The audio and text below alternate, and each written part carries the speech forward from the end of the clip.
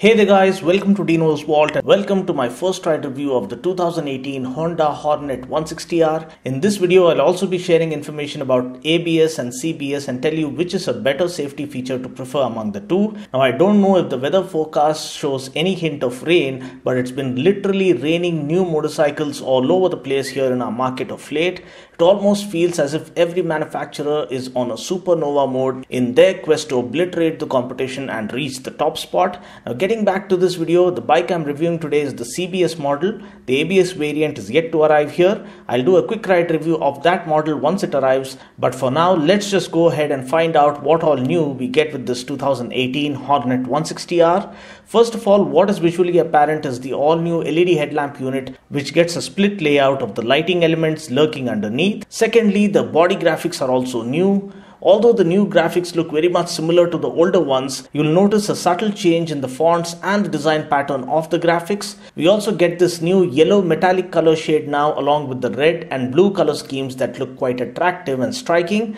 This is the orange color variant, which looks quite good too. Thirdly, and most importantly, Honda are offering optional single channel ABS for the 2018 model, which is a very good move in my opinion, because making a life-saving safety feature accessible to the masses would definitely minimize the number of fatalities emerging out of road accidents here in our nation. Now, please note that single channel ABS means the ABS or the anti-lock braking system is operational only on the front wheel.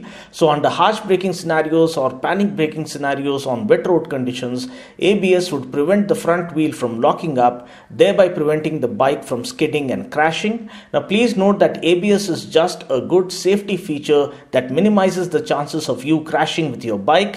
Never be under the opinion that just because you have ABS feature on board that you can ride at breakneck speeds, and even if you brake hard, the bike will not skid and you would not crash. My friends who are pro riders have lost their lives despite riding motorcycles equipped with dual channel ABS. So always know your limits and know your bike's limits, because technology always has its own limitations. So it's better to keep a check on your speed such that you can control your bike should anything unforeseen happen. Now, you might also wonder why only single channel ABS and why not dual channel ABS.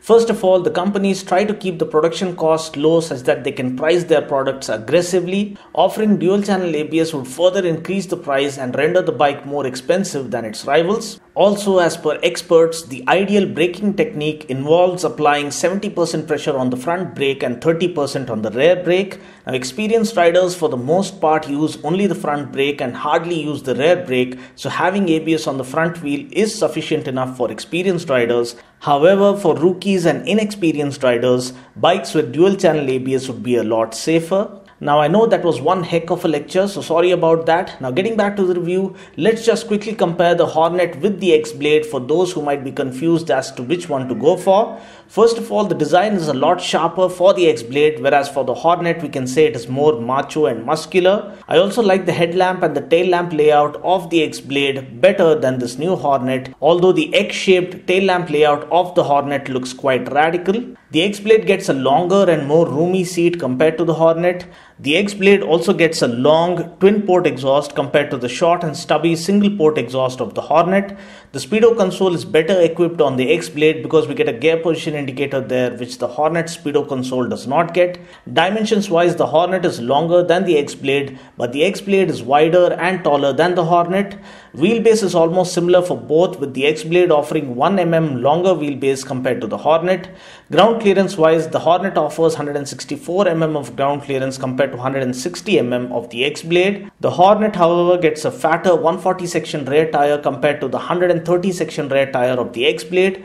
The Hornet gets pedal discs at both ends and also gets optional ABS, whereas the XBlade gets only a front pedal disc and doesn't even get an optional rear disc as of now. We do get hazard switches on both the bikes, which is a good add-on and would really come in handy while touring or even in foggy and rainy conditions.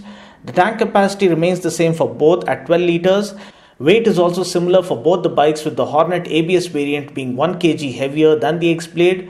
However, when we look at the power and torque figures, at least on paper, that's where the Hornet races ahead. The Hornet puts out 14.9 bhp of max power compared to 13.9 bhp of the XBlade. The Hornet puts out more torque as well at 14.5 Nm compared to 13.9 Newton meters of the XBlade. Now talking about the ride feel as to whether this 2018 Hornet offers a more exciting riding experience, well, I would say not really. It's more or less the same as the 2017 model. In fact, the Hornet does offer that macho big bike feel that no other bike in this price segment offers, but it doesn't feel as nimble or as aggressive as the first generation Hornet that was introduced in our market. Yes, the Hornet is smooth and refined, which is what we expect from a Honda. The engine is nice and responsive, but it lacks that punchy feel that the XBlade had on offer, which is kind of surprising because on paper the Hornet offers more power and more torque, but when it comes to the ride feel, the XBlade feels a lot better. The bottom end torque and the initial pickup is much better on the XBlade compared to the Hornet, although the Hornet also does a decent job in and of itself. Even at higher speeds, the XBlade seems to hold its own and feels quite confident even at around 100 km per hour,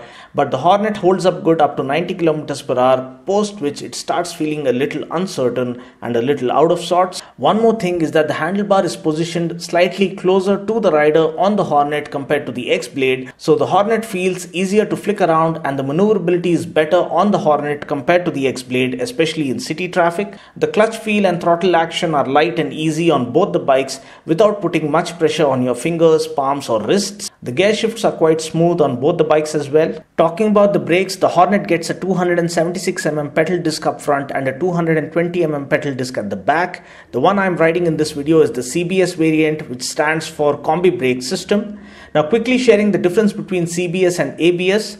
CBS is Combi Brake System, which ensures that both the front and the rear brakes are engaged simultaneously even if you end up using only the rear brake. Now this is a good safety feature that provides for a safer braking mechanism, but in case of CBS we still run the risk of the front and rear wheels locking up under panic braking scenarios. Now this is where ABS steps in to save the day. ABS stands for Anti-Lock Braking System, which prevents the wheels from locking up under panic braking or harsh braking scenarios.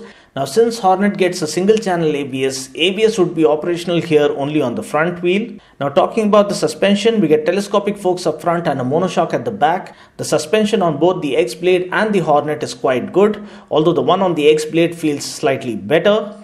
The Hornet suspension is slightly on the stiffer side, whereas the XBlade suspension offers a perfect blend of comfort and performance. So what is the verdict, you might ask? Well, the Hornet is good at what it is sent out to do. It offers a macho big bike feel with good road presence. It has a refined and responsive engine, offers better safety equipment with optional ABS or CBS, and is also priced reasonably well compared to its rivals. The XBlade, on the other hand, takes all that the Hornet does well and does it even better by offering better ride feel, better pickup right off the mark, better refinement and a more planted feel at higher speeds. So if it is riding pleasure that you are craving for, then the XBlade is the one to go for. It also boils down to which design appeals to you the most. But with the safety features being offered with the Hornet, I personally would suggest that you go for the Hornet ABS variant, because there's nothing in this world that can compensate for the value of life of an individual, and safety has to always be our top priority. Mileage wise, I think we can expect around 45 to 48 kmpl from this bike under mixed riding conditions.